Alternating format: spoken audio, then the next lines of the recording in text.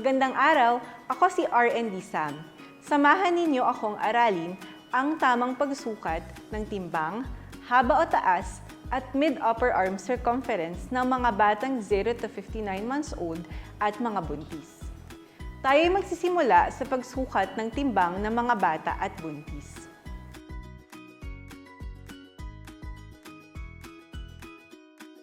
Sa pagsukat ng timbang ng mga bata, maaaring gamitin ang mga sumusunod na timbangan. Weighing scale with tearing function para sa 0 to 23 months old children, hanging weighing scale, digital platform weighing scale para sa 24 to 59 months old children. Bago gamitin ang mga nabanggit, siguraduhin na ito ay calibrated at verified. Kinakailangan ang regular na pag-calibrate at pag-verify ng weighing scale upang matiyak na accurate ang measurement ng timbang.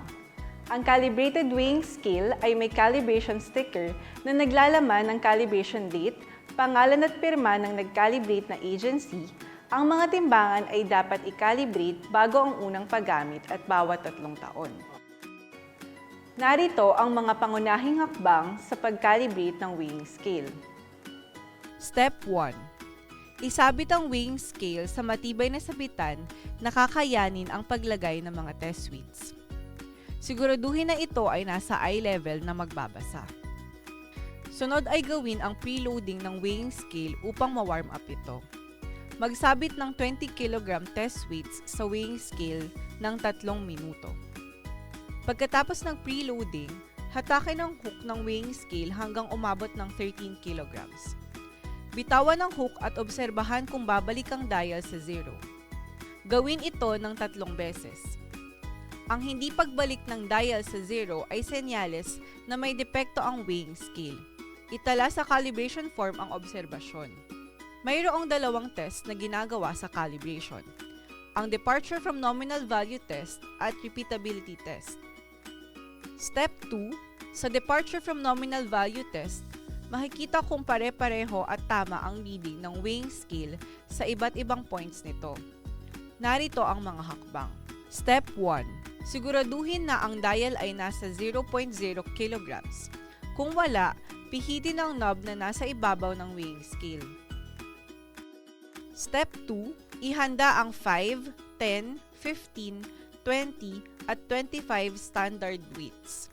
Step 3. Kunin ang conventional mass value o CMV na makikita sa calibration certificate ng standard weight.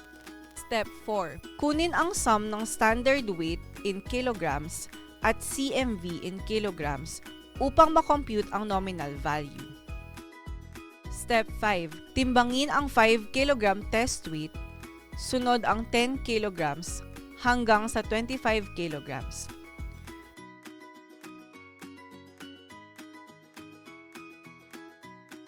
Ito ang trial 1. Step 6. Ulitin ang step 1 to step 5 hanggang 3 trial. Kunin ang average ng 3 trials, isubtract ang nominal value sa nakuhang average, nararapat na ang value ay nasa pagitan lamang ng positive or negative 0.1 kg. Step 3. Bukod sa departure from nominal value test, tinitiyak naman ng repeatability test na ang weighing scale ay pare-pareho at tama ang reading pagkatapos ng paulit-ulit na pagtimbang. Mayroon itong 10 trials. Narito ang mga hakbang. Step 1. Siguraduhin na ang dial ay nasa 0.0 kg. Kung wala, pihitin ang knob na nasa ibabaw ng weighing scale. Step 2. Magsabit ng 2 10 kg test weight at itala ang reading sa calibration form. Tanggalin ang test weights. Ito ang trial 1. Ulitin lamang ang step 1 at 2 para sa trial 2 hanggang trial 10.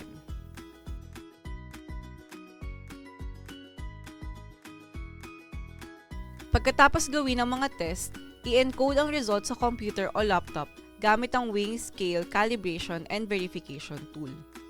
Maghanda ng calibration sticker at ilagay ang calibration date, serial number, pangalan ng nag-calibrate, validity at remarks. Ilagay sa remarks ang resulta ng weighing scale calibration and verification tool. Pirmahan ang sticker at idikit sa likod ng weighing scale. Pagkatapos ng calibration, alamin naman natin ang verification. Ang verification ng weighing scale ay ginagawa taon-taon at dapat gawin sa pagitan ng regular na calibration. Narito ang mga hakbang sa verification ng calibrated weighing scale. Pihitin ang knob na nasa ibabaw ng weighing scale upang masiguro na ang dial ay nasa 0.0 kg. I-record ito katapat ng Z1 sa verification form. Magtimbang ng 20 kg test weight at i-record ang reading nito sa tapat ng M1 sa verification form. Tanggalin ang 20 kg test weight at huwag ibalik sa 0.0 kg. Timbangin ulit ang standard weight. I-record ang reading nito sa tapat ng M2 sa verification form. Maghanda ng verification sticker at ilagay ang verification date, serial number, pangalan ng nag-verify, validity at remarks. Ilagay sa remarks ang resulta ng weighing scale calibration and verification tool. Pirmahan ang sticker at idikit sa likod ng weighing scale. Pagkatapos masiguro na calibrated at verified ang weighing scale, maaari na itong gamitin sa pagsukat ng timbang. Mga hakbang sa pagsukat ng timbang ng mga batang 0 to 23 months gamit ang tiered weighing scale.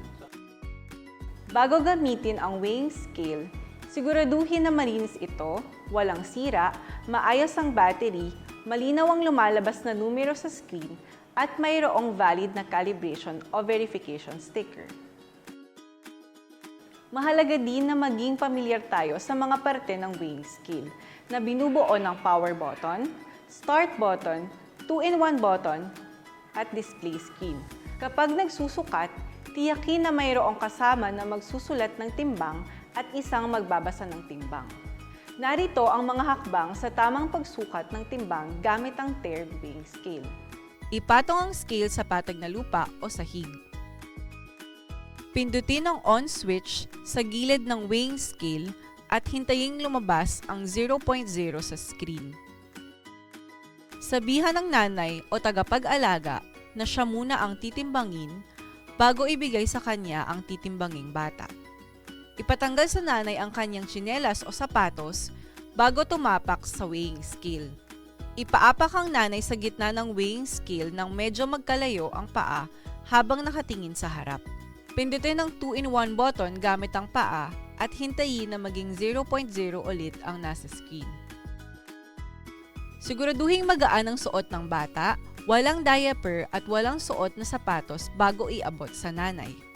Iabot ang bata sa nanay at paalalahanan muli na manatili sa kanyang pwesto. Dito lalabas ang timbang ng bata. Sabihin ang nakuhang sukat sa assistant para maisulat sa OPT Plus Form A recording sheet. Pindutin ang start button gamit ang paa at hintayin lumabas muli ang 0.0 sa display screen kapag kukuha ng sukat ng kasunod na bata. Narito naman ang mga hakbang sa pagtimbang ng mga bata gamit ang hanging weighing scale.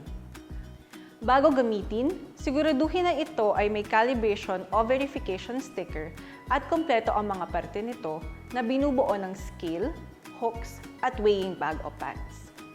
Isabit ang timbangan sa ligtas at matibay na sabitan gamit ang lubid. Ang pointer ng scale ay dapat gumagalaw at bumabalik sa 0 pagkatapos mahila pababa. Ang unit of measurement ay 0.1 kg. Isabit ang weighing pants o bag sa hook at siguraduhin ang dial ay nakatapat sa 0. Siguraduhin nasa eye level ng tagasukat ang dial. Siguraduhin magaan ang suot na damit ng bata, walang diaper at walang mabigat na bagay sa kanyang bulsa. Sa tulong ng nanay o guardian, isuot ang weighing bag o pants sa bata at isabit ang handle nito sa hook.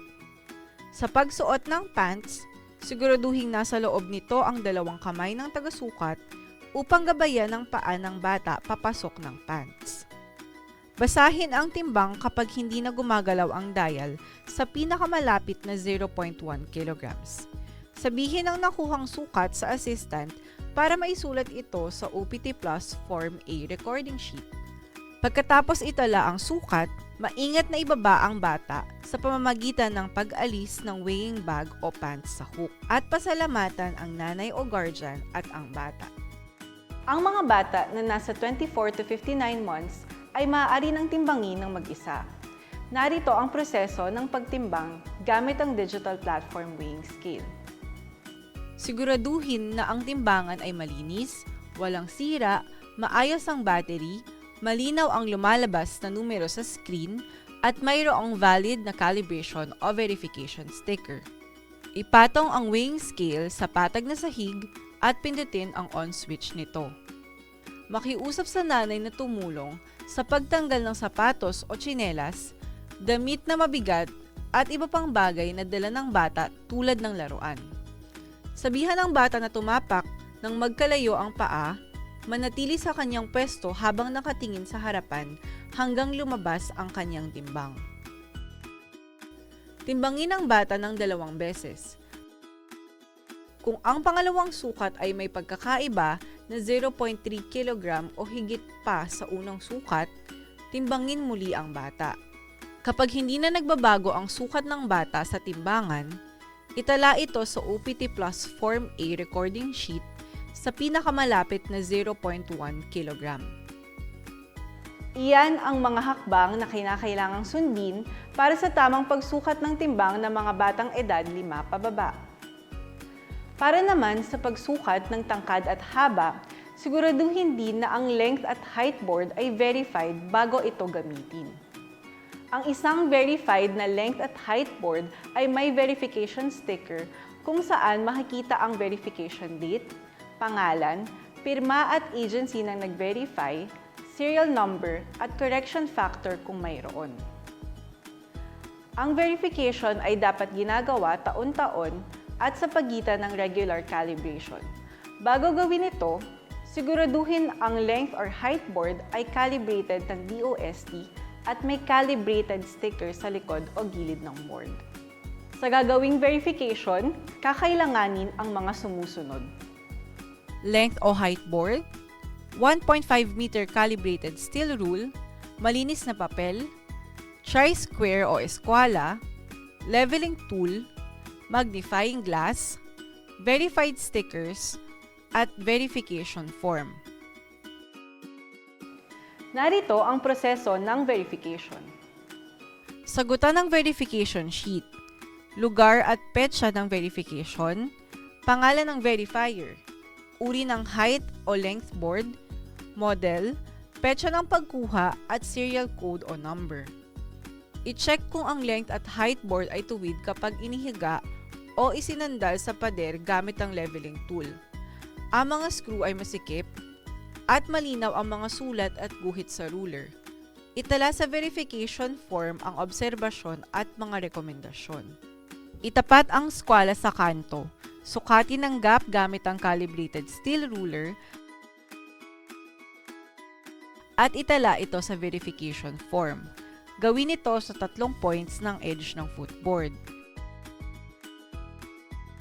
Hindi dapat lumagpas sa 0.2 cm ang gap. Ulitin lamang ang step 2 para naman sa headboard. Itapat ang calibrated steel ruler sa height board scale at isagad ang 0 ng calibrated steel ruler sa footboard. Siguraduhin hindi ito magagalaw. Maaari itong lagyan ng tape o pansamantalang tanggalin ang headboard. Simula sa 30 cm, basahin ang height board scale kung saan tumapat ang 30 cm ng calibrated steel ruler. Gumamit ng malinis na papel at magnifying glass upang mas madaling mabasa ang measurement. Itala ito sa verification form. Huwag galawin ang steel ruler. Ituloy ang pagbasa sa bawat 10 cm hanggang 120 cm. Itala ito sa verification form. Para sa trial 2, tanggalin ang calibrated steel ruler at ayusin muli ang pagkalagay. Ulitin ang pang-5 step. Pagkatapos, muling tanggalin ang calibrated steel ruler at ayusin muli ang pagkalagay para naman sa trial 3. I-encode ang resulta sa computer o laptop gamit ang length and height verification tool. Maghanda ng verification sticker at ilagay ang verification date, serial number, pangalan ng verifier, validity at remarks. Ilagay sa remarks ang resulta ng length and height board verification tool. Pirmahan ang sticker at idikit sa likod ng board.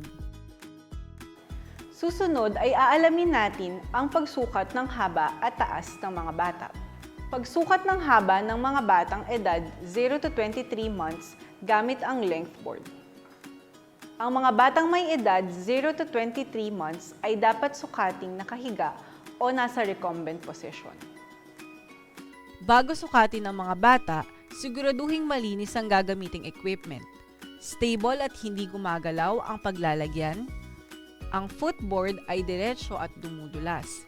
Malinaw ang numero sa steel ruler o measuring ruler o tape na may unit na 0.1 cm at may valid verification sticker. Bukod dito, siguraduhin din na may kasamang magbabasa ng sukat at isang magsusulat ng sukat. Mahalaga din na tayo ay pamilyar sa mga parte ng length board na binubuo ng movable footboard, fixed headboard at graduation. Narito ang mga hakbang sa pagkuha ng length o haba ng bata gamit ang length board. Ipatong ang length board ng pahiga sa patag na lugar tulad ng mesa. Ipaintindi sa nanay o tagapag-alaga na ang bata ay susukatin gamit ang length board. 2 o 3 tao ang kakailanganin sa pagkuha ng sukat. Makiusap sa nanay o tagapag-alaga na tanggalin ang ipit, tsinelas o sapatos, at iba pang kasuotan ng bata na maaaring makaapekto sa pagsukat. Sabihan ng nanay o tagapag-alaga at assistant kung saan sila dapat pumesto habang binababa ang bata. Sa kanang bahagi ng bata ang magsusukat at sa may headboard naman ng nanay o tagapag-alaga para hawakan ang ulo ng bata. Sabihan ng nanay o guardian na iposisyon ang ulo ng bata na nakaharap ito sa taas. Dapat makita na perpendicular ang ulo at mata ng bata sa board. Siguraduhin hindi nagbabago ang pwesto ng bata. Ang balikat ay nakadikit sa board at nakadiretso ang kanyang likod. Maingat na hawakan ng binti ng bata gamit ang kanang kamay at igalawang footboard gamit ang kaliwang kamay. Hindi maaaring ituwid ang tuhod ng mga sanggol. Iwasang diinan o ituwid ang tuhod ng mga sanggol. Kung umiiyak ang bata, maaaring sukatin ito sa isang binti lamang. Habang hawak ang binti ng bata, higitin ang footboard patungo sa kanyang paa. Dapat pantay ang talampakan ng bata sa footboard.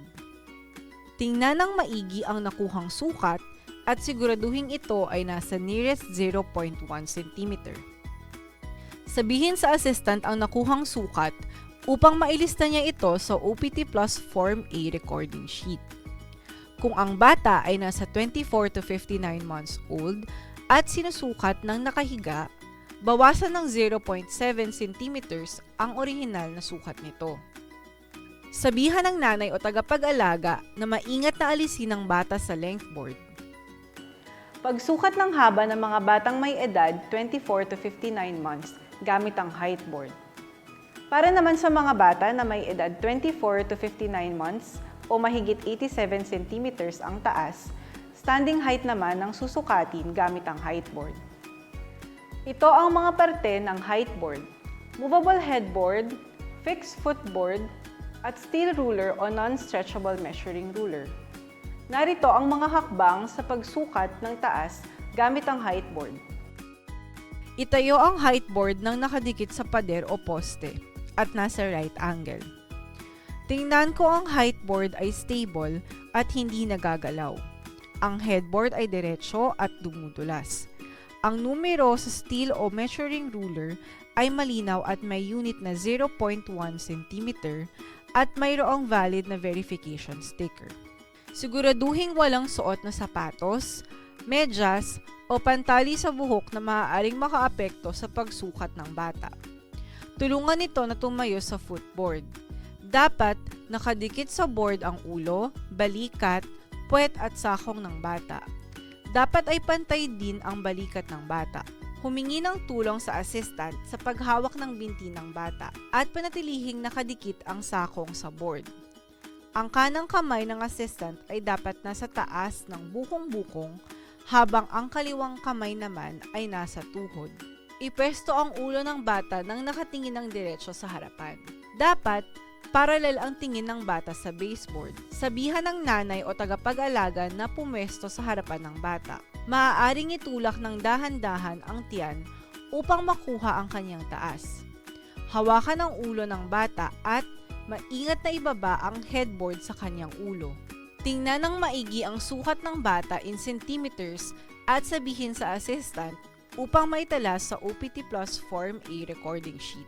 Kung ang batang nasa edad 23 months pababa ay sinukat ng nakatayo, magdagdag ng 0.7 centimeters. Pagkatapos maitala ang sukat, itaas muli ang headboard at maingat na alisin ang bata sa pagkakatapak sa footboard. Pasalamatan ng nanay at ang bata matapos ang pagsukat. Kung walang height board, maaari ring gamitin ng stadiometer. Narito ang mga hakbang. Siguraduhin kompleto ang mga parte ng stadiometer na binubuo ng base, measuring stand, at head plate o slider. Ikabit ang measuring stand sa base at isuot dito ang head plate o slider. Idikit ito sa diretsyong pader. Makikita kung pantay ang pagkakalagay ng stadiometer kung ang level na nakakabit sa slider ay nasa gitna. Tulungan ang bata na tumayo sa footboard. Dapat nakadikit sa board ang kanyang ulo, balikat, puwet at sakong. Dapat ay pantay din ang kanyang balikat. Ipwesto ang ulo ng bata nang nakatingin ng diretso sa harapan. Habang hawak ang kanyang ulo, maingat na ibaba ang headboard sa ulo ng bata. Tingnan ang nakuhang sukat in centimeters at sabihin sa assistant upang maitala sa OPT Plus Form A recording sheet. Pagkatapos maitala ang sukat, itaas muli ang headboard at maingat na alisin ng bata sa pagkakatapak sa footboard. Pasalamatan ng nanay o guardian at ang bata matapos ang pagsukat. Bukod sa pagkuha ng timbang at taas o haba, ang pagkuha ng mid-upper arm circumference o MUAC ay isang paraan din upang malaman kung may acute malnutrition ang bata na may edad 6 to 59 months. Ito ay ginagamit lalo na tuwing emergencies. Narito ang mga hakbang sa tamang pagkuha ng MUAC ng isang bata. Siguraduhin na ang MUAC tape ay malinis, hindi gusot o walang punit o sira, at malinaw ang mga numero bago ito gamitin.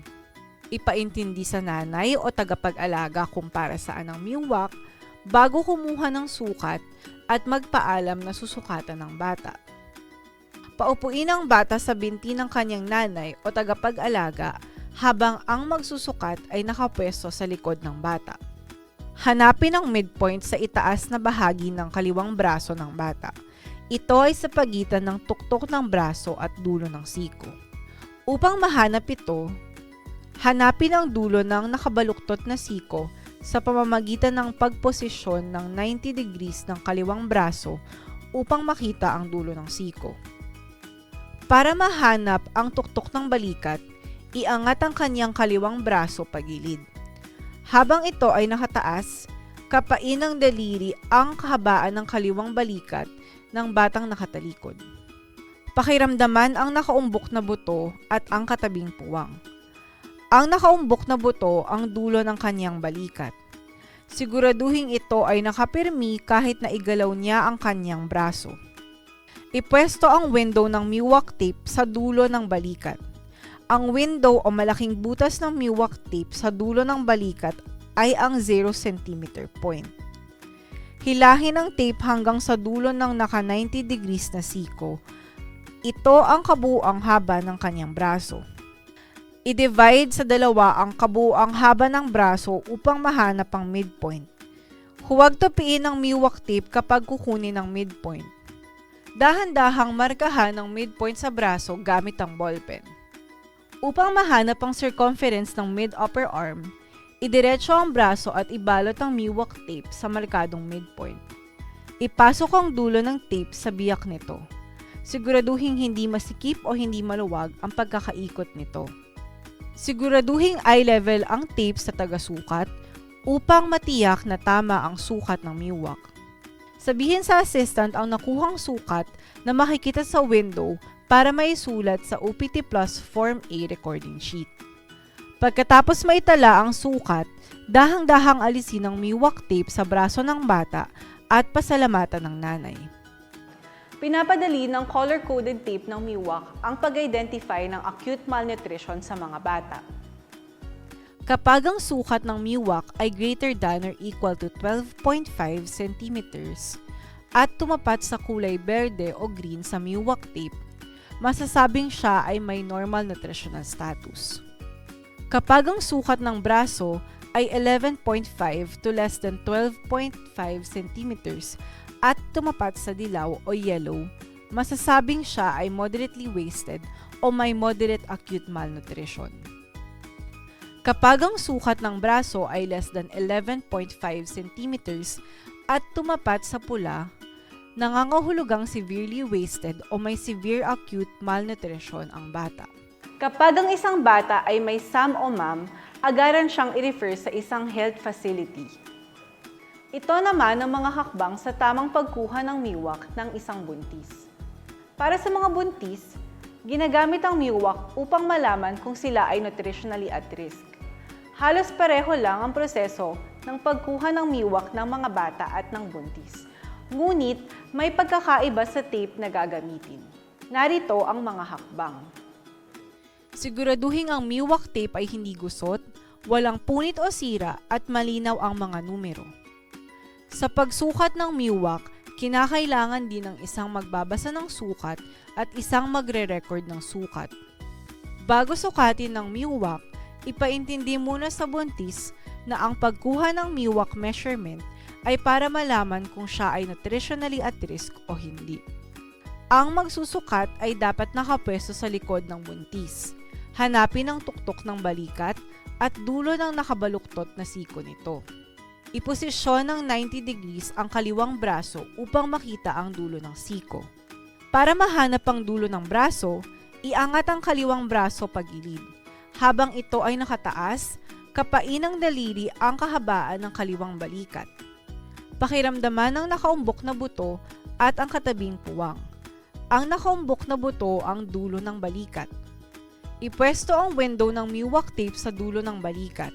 Ang window o malaking butas sa MIWAC tape sa dulo ng balikat ay ang 0 cm point. Hilahin ang tape hanggang sa dulo ng siko. Ito ang kabuuang haba ng braso. I-divide sa 2 ang kabuuang haba ng braso upang mahanap ang midpoint. Huwag tupiin ang tape kapag kukunin ang midpoint. Markahan ang midpoint sa braso gamit ang ballpen. Upang mahanap ang circumference ng mid-upper arm, iikot ang MIWAC tape sa markadong midpoint, ipasok ang dulo ng tape sa biyak nito. Siguraduhing eye level ang tape sa taga-sukat para matiyak na tama ang sukat ng MIWAC at siguraduhin hindi masikip o maluwag ang pagkakaikot nito. Sabihin sa assistant ang nakuhang sukat na makikita sa window para maisulat sa talaan. Para sa pag-interpret ng nakuhang sukat, kapag ang sukat ay mas mababa sa 23 cm, masasabi na nutritionally at risk ang isang buntis. Kapag bumababa pa ang sukat ng MIWAC sa 21 cm sa anumang oras ng pagbubuntis, ang nanay ay maituturing na may acute malnutrition at kinakailangan maisailalim sa wastong intervention at tutok na pagsubaybay ng kanyang nutritional status. Sa video na ito, natutunan natin ang tamang paraan ng pagsukat ng paglaki. Mula sa pagsukat ng timbang, haba at taas, hanggang sa pagsukat ng mid-upper arm circumference, mahalaga na sundin ang mga hakbang para sa tamang resulta. Salamat sa inyong pakikinig. Naway maraming kaalaman ng inyong nakuha sa ating presentasyon.